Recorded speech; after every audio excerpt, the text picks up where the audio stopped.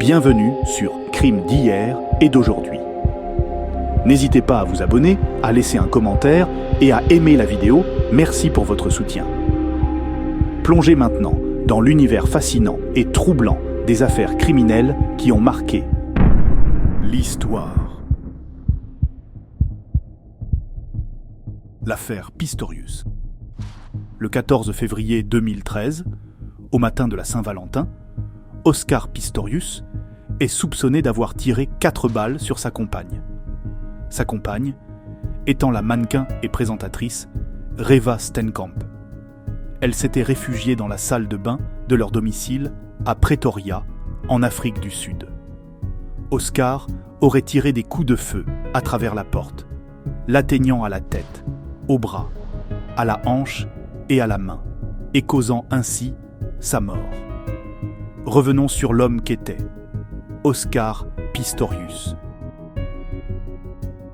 Oscar Pistorius, né le 22 novembre 1986 à Johannesburg, est un athlète sud-africain né sans péroné et amputé sous le genou, à la moitié du tibia précisément, à l'âge de 11 mois, spécialisé dans le sprint.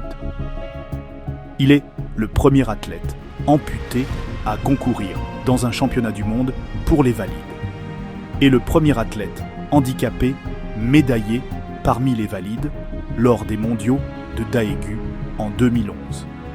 Le 4 juillet 2012, il devient le premier athlète amputé à se qualifier aux épreuves d'athlétisme pour les Jeux Olympiques. Il y fait sa première course le 4 août lors des séries du 400 mètres, puis participe à la finale du relais 4 fois 400 mètres. Surnommé The Blade Runner, jeu de mots en référence au film de Ridley Scott, en français Le coureur aux lames, il se déclare lui-même la chose la plus rapide sans jambes. Il est considéré comme un héros national en Afrique du Sud. En 2012, Time Magazine l'inclut dans sa liste des 100 personnes les plus influentes au monde, le décrivant comme la définition même de l'inspiration au niveau mondial. Un jour de Saint-Valentin qui vire au drame.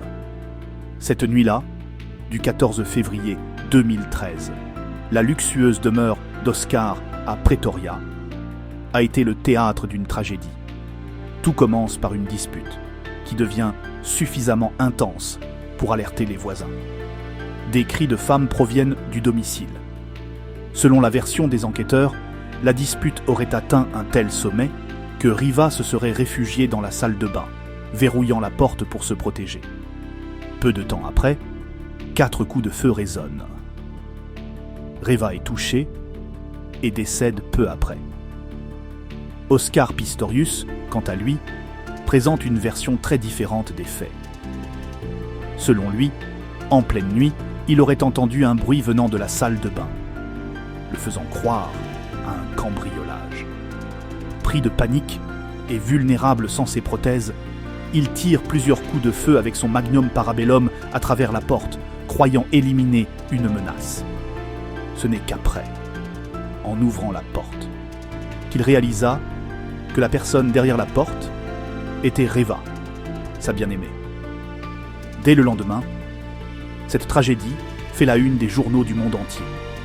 Un héros national, champion paralympique, est soudainement plongé dans un drame mortel. Tous ses sponsors envoient des communiqués de presse pour annoncer qu'ils mettent immédiatement fin au contrat qui les lie avec le champion du monde. Nike arrive de justesse à retirer une publicité qui devait sortir peu après.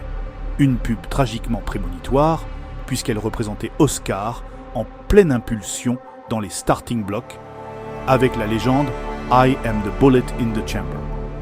Pistorius se retrouve seul sans presque plus aucun soutien. Mais quelle sera la condamnation de celui qui fut un grand champion ? Comment les juges et les jurés ont-ils rendu leur décision ? Quelles furent les suites réelles de cette tragique affaire ?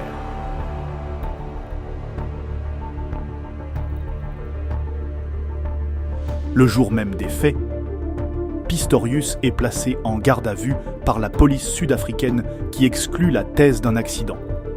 Le procureur fait part d'une violente dispute qui aurait mal tourné entre les deux amants peu avant le drame. Le lendemain, Pistorius est formellement inculpé pour le meurtre de Reva par le tribunal de Pretoria, puis emprisonné avant 2 nouvelles audiences prévues les 19 et 20 février. Il nie être coupable de meurtre avec préméditation. La défense du sportif, assurant qu'il a tiré avec son 9 mm sur ce qu'il croyait être un cambrioleur caché, et plaide la légitime défense. Le procès s'ouvre le 3 mars 2014. Il est ajourné le 20 mai pour que le sportif bénéficie d'une évaluation mentale. Sa défense, suggérant qu'il souffrait d'un trouble anxieux généralisé remontant à l'enfance, est susceptible d'avoir contribué à son geste fatal. Le 12 septembre 2014, la juge rend son verdict. Pistorius est acquitté de l'accusation de meurtre. Le tribunal reconnaît qu'il n'avait pas eu l'intention de tuer sa compagne, mais il lui reproche sa très grande négligence pour avoir tiré à travers la porte d'une pièce exiguë. Il est ainsi reconnu coupable de culpable homicide. Cela représente une notion d'homicide involontaire par négligence en France. À l'issue du procès, le 21 octobre de cette même année, il est finalement condamné à 5 ans de prison. En août 2015, le parquet fait appel de la condamnation, estimant que la juge avait fait une erreur d'interprétation du droit en ne retenant que l'homicide involontaire et qu'elle aurait dû condamner Oscar Pistorius pour meurtre. À l'issue d'une nouvelle réunion de la Commission sud-africaine des libérations anticipées, Pistorius est libéré le 19 octobre 2015 pour bonne conduite, mais reste assigné à résidence chez son oncle à Pretoria. Son procès en appel est fixé le 3 novembre. Les faits sont requalifiés en meurtre par la Cour suprême d'appel et passibles de 15 ans de prison. Le 3 décembre, cette cour le reconnaît coupable de meurtre. Elle admet qu'il n'avait nullement l'intention de tuer sa compagne et qu'il pensait tirer sur un intrus.